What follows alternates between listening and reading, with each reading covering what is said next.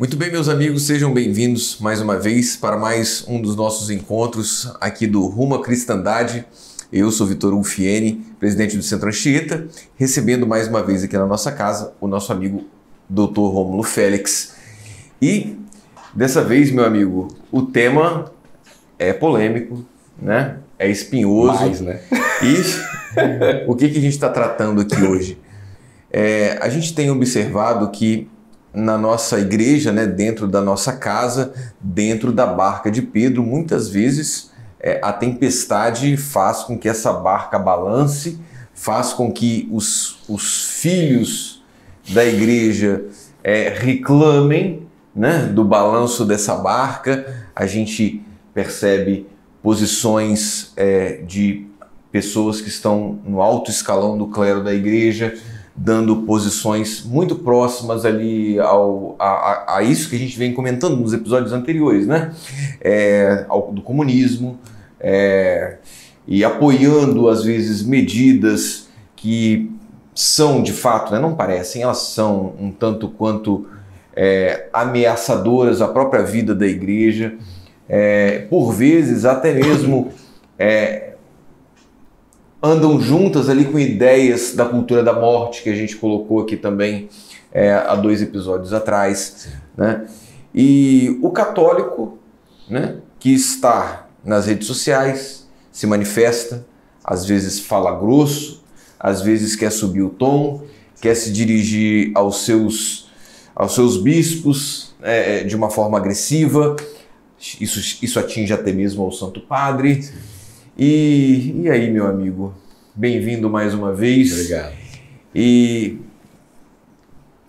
como é que você tem visto o católico se posicionando e o que dá para falar disso? Esse é o caminho da agressividade, é o caminho do embate com o alto clero, o embate dentro da sua comunidade, o padre que está ali fazendo uma homilia que flerta, né, com ideais socialistas, com cultura da morte. Sim. E aí, como é que o cristão fica nessa hora? Porque ele fica chateado. Sim. É natural até, né? Que você sinta uma revolta e queira reagir, né? Assim, acho que a primeira coisa que eu preciso falar para os leigos que vivem essa realidade é, primeiro, entender assim, é a primeira vez na história da igreja que temos essas contradições internas, seja no clero, no laicato? Não. Não é a primeira vez. A começar com Judas Iscariotes. Ele foi um apóstolo escolhido por Cristo, repito, escolhido por Cristo. Sabia que aquilo ia acontecer, ele escolheu assim mesmo. E ele traiu Cristo. Foi podemos assim dizer, um bispo que traiu, né? Depois dele vieram muitos. Nós chegamos ao cúmulo, na época do arianismo, de você ter a maioria esmagadora da igreja defendendo o arianismo. E o Papa já balançando. Se não fosse o grito no deserto de Atanásio e de tantos santos, como Santo Agostinho e tantos outros santos daquele período, Deus utilizou dessa minoria fiel para fazer a igreja voltar ao seu rumo. Por que eu disse essa história passada? Para dizer, primeiramente, né, eu acho que a primeira coisa que gera, porque a revolta, ela é fruto de um desejo de resolver o problema de imediato. Sim. Então, é natural. Eu vejo um problema, eu me revolto com aquele problema. Por que eu me revoltei? Porque eu quero que ele resolva aquele negócio para ontem. Isso não pode acontecer. O arianismo durou, se eu não estou enganado, 2 ou 3 séculos para resolver. Não é uma coisa... E olha que já tinha sido um concílio denunciando e condenando ele, mesmo com o concílio denunciando, durou mais 200 ou 300 anos. Então, o católico, a primeira coisa que ele tem que entender, a barca é de Cristo, da qual Pedro conduz. A igreja é de Cristo.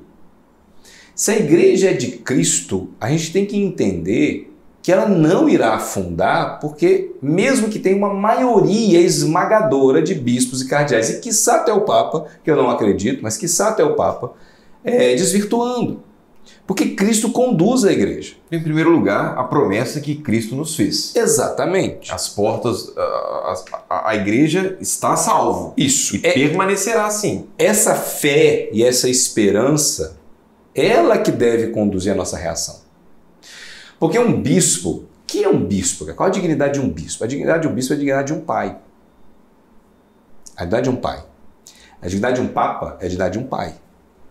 E Santo Tomás de Aquino, quando ele vai tratar na sua Suma Teológica sobre essa questão, sobre como deve lidar com o bispo e tal, ele deriva do quarto mandamento, honrar pai e mãe, ele deriva daí a honra ao clero, aos sacerdotes, né, especialmente bispos e ao papa. É dali. Então a derivação da obediência e da honra é da obediência do quarto mandamento. Então não estou usando aqui um exemplo aleatório, estou usando o exemplo trazido por ninguém mais, ninguém menos Santo Tomás de Aquino. Eu pergunto a todos que se revoltam, às vezes com o bispo, que de forma clara, como nós vimos, bispo que vai no carro da CUT, ou bispo que defende um pensamento marxista clássico, né?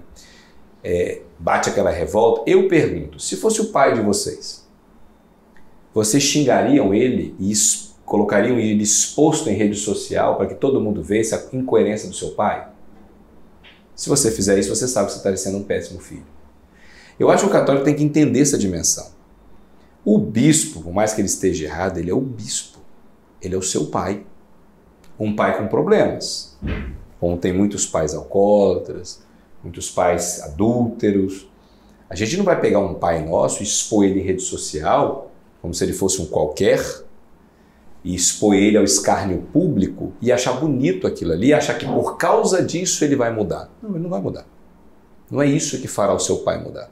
O que fará o seu pai mudar, o que fará seu bispo mudar é sua oração, sua penitência. Existe uma teoria, eu não me lembro quem falou isso, eu acho que foi eu acho que isso está na aparição de La Salette, eu não tenho certeza.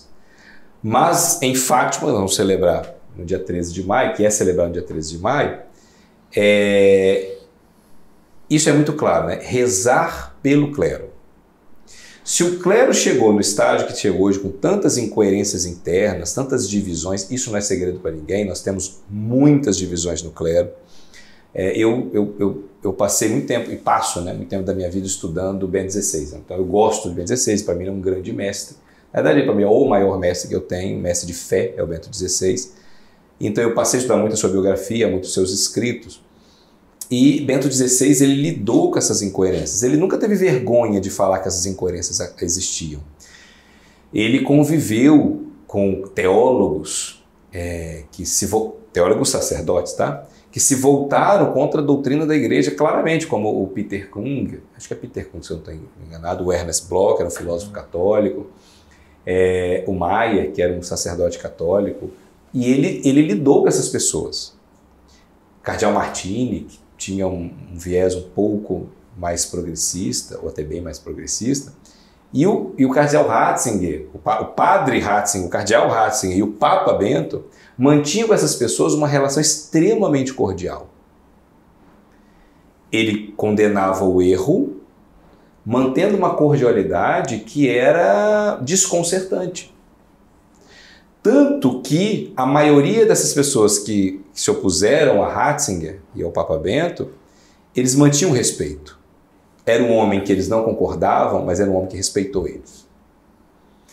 Não tem outro caminho, a não ser esse caminho de Ratzinger, para a gente conseguir, de fato, reagir a essas incoerências. Muitas pessoas hoje têm batido muito na CNBB e tal, aí falam que a CNBB não é um órgão jurídico da igreja, não tem autoridade. Gente, a gente tem que entender o seguinte, por mais que a CNBB talvez tecnicamente não tenha, não quero entrar aqui no mérito dessa discussão, o fato é que ela é formada por bispos. Então, quando a gente bate na CNBB, é inevitável que esse bater, no mínimo, respingue neles. Então, eu acho que quando a gente está diante de uma incoerência assim, muito clara, o católico leigo não só tem o direito, em alguns casos até tem o dever, de mostrar o erro. Mas como se mostra esse erro? Eu acho que a primeira coisa, até por questão de respeito, é mandar uma carta ao seu bispo, um e-mail, de forma extremamente educada, respeitosa. Você está lidando com o seu pai, não importa o que ele é, não importa as coisas que ele fala, ele é o bispo, ele é o seu pai. Você pode mandar uma carta respeitosa para ele. Sim. E expor, meu pai, né, meu bispo, eu tinha algumas pessoas que a gente faz sua excelência, né, acho que é sua excelência que a gente fala do bispo, reverendíssima, mas muita gente chama de pai, os antigos falavam com o bispo como pai, meu pai. Eu não concordei com essa posição. Eu acho que essa posição é perigosa. E com respeito você pode fazer essa correção. Ela não precisa ser necessariamente pública. Existe uma orientação de São Tomás de Aquino, na Suma Teológica também, que quando um erro de um prelado é público e põe em risco a alma das pessoas, a correção, em tese, deve ser pública. Mas como é que se faz uma correção pública de um perigo para a alma? Ela deve ser extremamente respeitosa.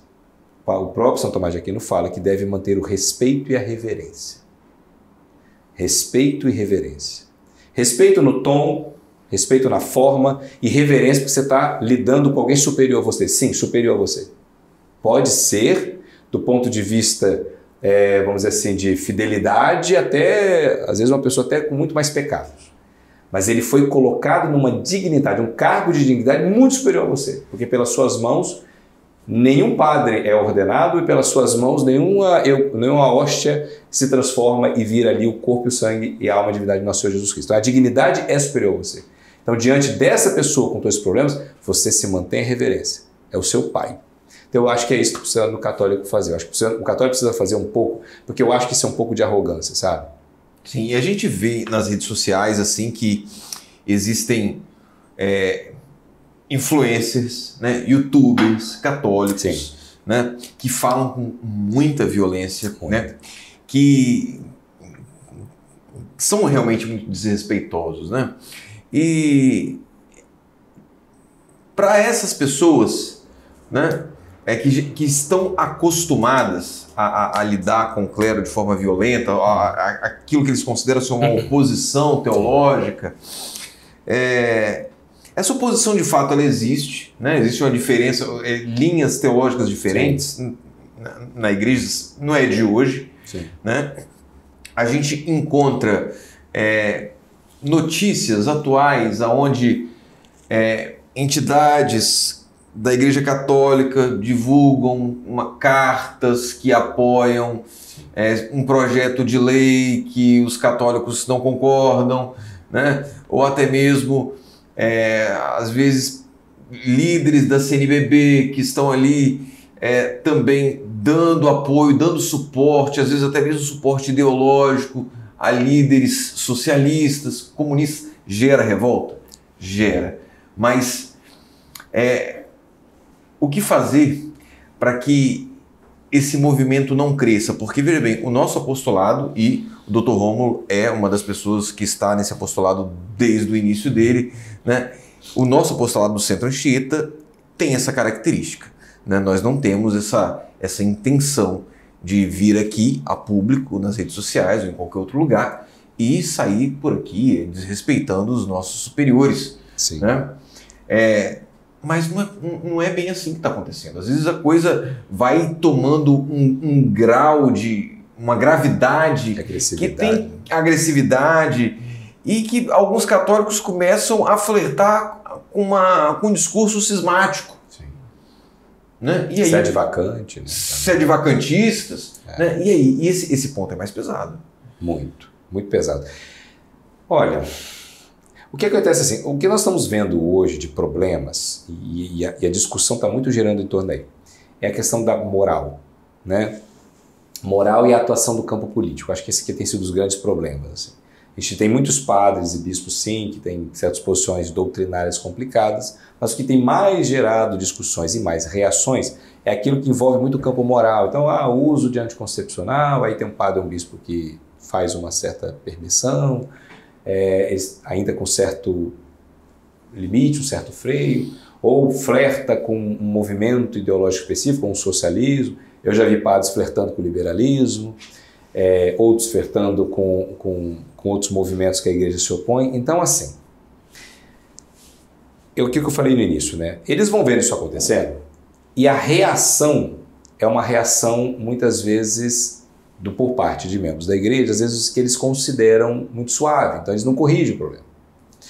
Em contrapartida, muita gente desse grupo, eles se sentem muito injustiçados, porque quando o movimento é exagerado no campo do conservador, parece que a mão parece pesar mais. Sim. Que E eu, assim, analisando de fora com muito respeito, eu vejo também um pouco a mão pesar um pouco diferente, para um lado ou para o outro. Tudo bem, temos isso. Bem, Jesus tinha avisado que nós teríamos grandes crises no clero, no nosso clero. Jesus avisou isso, né? E eu creio que a própria igreja reconheceu que isso estava acontecendo. Pós-Concílio Vaticano II, com todo esse movimento de dar mais liberdade ao leigo, de trazer o leigo para uma atividade maior dentro da igreja, de uma certa forma, foi uma tentativa da própria Santa Igreja, por inspiração do Espírito Santo, de ver os leigos ajudando o clero, ajudando a condução junto com o clero. Não ocupando o lugar do clero, mas contribuindo com o clero. Com esse clero vivendo suas dificuldades, suas contradições. Não é à toa que os documentos foram abertos, nós passamos a ter acesso fácil graças à internet, graças à vontade de São João Paulo II, nos foi entregue um catecismo para que o leigo pudesse ter acesso, já não era, porque como é que era antes? A gente tinha acesso à catequese pelo sacerdote. Quando João Paulo II, com a ajuda de Ratzinger, vem o catecismo amarelo, significa eu agora tenho acesso direto ao catecismo, não preciso de um intermediário do catecismo. O catecismo está aqui na minha frente, eu posso saber o que a igreja pensa sobre determinados assuntos. Então, eu sei da doutrina da igreja diretamente, eu posso ler um documento diretamente. Ora, o que não é isso senão a tentativa do leigo saber e conhecer a verdade por ele também, sem necessariamente depender do clero para conhecer a verdade. Mas para que isso? Para que o leigo assumisse uma arrogância de começar a achar que tem mais dignidade que o clero e começar a bater no clero? Mas é óbvio que não. É para ajudar o clero. Muitas formações de seminário não estão boas e os próprios cleros sabem disso. Ora, se nós temos acesso a essa informação, especialmente no campo da doutrina social da igreja, porque é onde o problema maior acontece, porque o maior problema hoje e as maiores discussões são o quê? São exatamente dentro do campo da doutrina social da igreja, no campo da moral, da aplicação prática moral, do campo da aplicação política, do campo da aplicação econômica. Desculpa, porque você chegou num ponto que eu estava justamente querendo perguntar. Porque a doutrina social da igreja, né, que a gente chama de DSI, sim, ela é usada por padres, por bispos, sim, que têm linha socialista, né, comunista, para justificar também aquilo que eles dizem, aquilo que eles falam. Queria que você explicasse para quem nos assiste, sim, quais são assim, os principais pontos da doutrina social da igreja que são utilizados por essa parte do clero que tem essa linha socialista. Quais são os pontos da doutrina social que eles usam? E como identificar que aquilo ali, que aquela abordagem, ela não é a melhor a ser adequada. Então, nós temos uma tendência de, diante de um erro, a gente partir para o contrário e não para o contraditório. O que eu quero dizer com isso? Eu vejo uma pessoa aqui falando muito do pobre e tal, então eu paro de falar do pobre. Ao invés de falar do pobre da forma correta. É óbvio que a igreja tem predileção pelo pobre. É óbvio. A igreja sempre teve. Você pegar o próprio Cristo. Por quê? Porque o pobre ele tem os meios para encontrar a verdade muito dificultados, porque eles não têm dinheiro para poder comprar um livro, eles não têm um estudo adequado para isso. Então, eles têm uma dificuldade de encontrar a verdade por conta disso. Porque ele não possui os meios materiais, porque para encontrar a verdade você também precisa dos meios materiais, ele tem uma dificuldade para isso. Ele tem uma dificuldade para poder focar na vida espiritual quando a sua vida física não está sendo respeitada nem no mínimo da sua dignidade, não tem nem o que comer e o que beber. Ele não tem uma vida digna, não tem uma vida salubre, é uma vida insalubre. Como que eu não posso, como católico, olhar de forma especial para esse grupo? É óbvio que esse grupo precisa de um olhar especial. O problema é quando você começa a flertar por conta da pressa, por conta da tentativa de urgência de que eles sejam ajudados o mais rápido possível de qualquer forma, você flertar com um meio que promete essa ajuda, mas que não vai cumprir. Que são os meios marxistas. Quando o Papa, quando ainda cardeal e prefeito da Congregação da Doutrina da Fé, escreveu o documento assinado por São João Paulo II, que são as instruções contra a teologia da libertação, e aqui eu abro um parênteses, não é a teologia da libertação de forma genérica, é uma linha específica da teologia da libertação, chamada teologia da libertação de análise marxista. Quando ele se opôs aqui, ele falou assim, o problema não é a teologia da libertação em si, né? O problema é o método com que ela foi construída. O problema é, na pressa de fazer o bem, eu utilizar um meio mal. E esse meio mal tende a gerar um problema ainda maior, que é o que a teologia da libertação de análise marxista produz. Ela flerta tanto com movimentos socialistas que ela acabou virando de fato socialista, ou até foi fruto dela, como algumas acusações acontecem. Mas também é verdade que se ele diz que existem outras linhas, é porque existem outras linhas. Então, quando a gente condena a teologia da libertação, eu sempre busco ter esse cuidado de não condenar todas as linhas de TL. Porque o próprio Papa Bento XVI, o próprio Cardeal Ratzinger e o próprio Papa São João Paulo II reconheciam que existiam linhas que poderiam sim ser utilizadas, que tinham foco no pobre, davam uma dimensão maior no pobre pelo meio adequado. Infelizmente, não é a linha que mais ganhou notoriedade. Seja porque os que deram mais notoriedade para marxista acabaram ganhando muita força, porque tinha apoio político. O dinheiro, né? A gente falou no primeiro episódio óbvio, sobre isso, né? E seja porque quem bateu não soube seguir o que o documento do Ratzinger falava, assinado por São João Paulo II, que deixava claro que não eram todas as linhas. Talvez, se nós ao invés de bater na TL o tempo inteiro, tivéssemos a capacidade de diferenciar a TL boa da ruim e mostrar o que é uma verdadeira TL adequada católica, a teologia da libertação sem a análise marxista, e que o próprio Papa, o Cardeal Ratzinger, no segundo documento, primeiro documento de 84, segundo documento de 86, mostrava como deve ser essa TL, se ele mostrava que como deve ser, é porque ela tinha.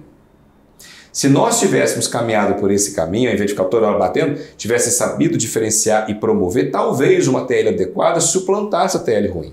Eu tenho certeza que tem gente se perguntando: que TL boa é essa? Que TL boa é essa? Olha, aí nós entramos num campo de discussão muito interessante. Existe um livro do Cardeal Miller, eu não sei se você deve conhecer o Cardeal Miller, ele foi prefeito para a condenação da doutrina da fé do pontificado de João Paulo, do pontificado de Bento XVI, e depois ele assumiu um pouco do pontificado de Francisco.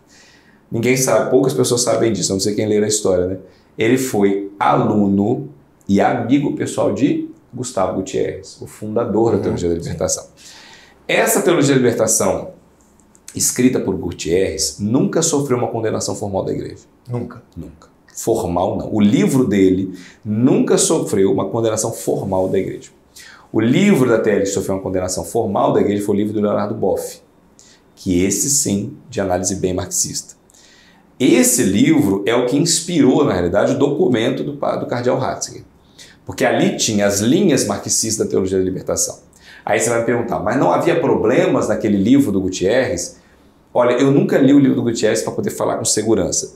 Creio que sim, porque o próprio Gutierrez, quando se encontrou com o Papa Francisco, num encontro que aconteceu no Vaticano, ainda com a presidência do Cardeal Miller, e ele foi convidado para estar lá, a pedido do Cardeal Miller, que é um cardeal de um pensamento mais conservador, de um pensamento contra o socialismo, contra essa linha, ele convidou ele lá, ele afirmou que sim, ele via que algumas coisas poderiam ser melhor escritas no tempo atual.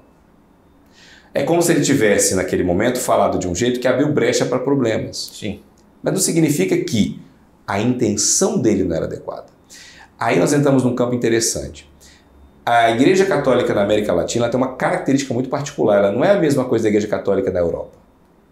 Nós temos na América Latina um sistema de pobreza e de concentração de poder e riqueza na mão de poucos, em detrimento, sim, de pessoas muito grande. Pessoas vivendo características e condições de vida completamente absurdas. Sim. Completamente absurdas, entendeu? Como não reagir a isso? Então, Gustavo Gutierrez, vivendo no momento de extrema pobreza que ele vivia naquele momento, e o Cardeal Miller viveu no Peru durante um tempo e viu a condição que aqueles povos viviam, ele resolveu tentar construir uma linha teológica que pudesse fazer com que a igreja vivesse de forma mais ordenada e prática em prol de ajudar essas pessoas. Agora, se o método que ele utilizou, ou a linguagem que ele utilizou gerou problemas, aí eu deixo isso para os especialistas em teologia. Eu não vou entrar, eu não sou teólogo. O que eu posso afirmar é que, se a sabedoria da igreja soube, na autoridade do Cardeal Ratzinger e na autoridade do Papa São João Paulo II, distinguir teologias da libertação, é porque elas existem. E nós precisamos então saber identificar para que com uma adequada teologia da libertação a gente condenar aquela que está errada. E a gente, de fato, olhar para o pobre com uma urgência de socorro, porque essas pessoas precisam de urgência de socorro, sem a gente ser acusado de comunista, ou sem a gente ter medo de ser acusado de comunista, porque o comunista, na realidade, quando vai ajudar o pobre, roubou uma bandeira que primeiramente é nossa. Nós sempre socorremos o pobre. Sempre foi característica da igreja a caridade que vai ao encontro do mais necessitado. Ou seja, a igreja nunca, em momento nenhum da sua história, ela precisou ser marxista para socorrer o pobre, para construir hospital, orfanato, etc. Né? Exatamente. Ou seja, o marxismo, o fenômeno do socialismo, é um fenômeno do século XIX, né? E a igreja já sempre fez isso, ou seja, desde a sua gênese. Ao católico, a caridade de Cristo impele. Aonde houver um Cristo enfermo, um Cristo abandonado, um Cristo excluído, um Cristo que foi deixado de lado, ali estará a urgência da igreja de socorrê-los. O grande problema que eu acho que nós católicos estamos fazendo é que nós estamos terceirizando uma caridade que é nossa. Nós deveríamos assumir essa caridade. E eu acho que nós estamos terceirizando, seja de forma política, porque a teologia da libertação comete esse erro, seja também do outro lado, da direita, que acha que pela via liberal você consegue de fato ajudar o pobre, que a pessoa vai enriquecer. Não é assim.